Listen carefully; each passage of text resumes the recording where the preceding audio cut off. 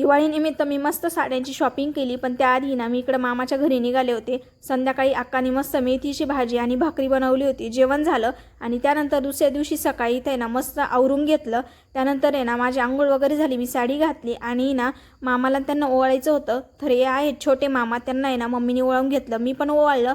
आणि कसं सगळ्यांच्या उंच्या माझ्यापेक्षा आहे ना जास्त आहे, त्यामुळे मला सारखी उठबस करावी लागते ओवाळताना। त्यानंतर हे आहेत मोठे मामा, त्यांना पण सर्वांनी ओवाळून घेतलं, मी पण छान असं ओवाळलं। आणि बघा मी कशी दिसते हे कमेंट करून सांगा।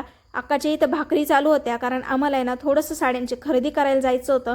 आणि हे बघा यावर्षी पावसाने ना शेतकऱ्यांचे खूप हाल केले। इथं कांद्याचं रोप टाकले, पण पाऊसही खूप पडतोय, त्याचे काय हाल होतील सांगता येत नाही।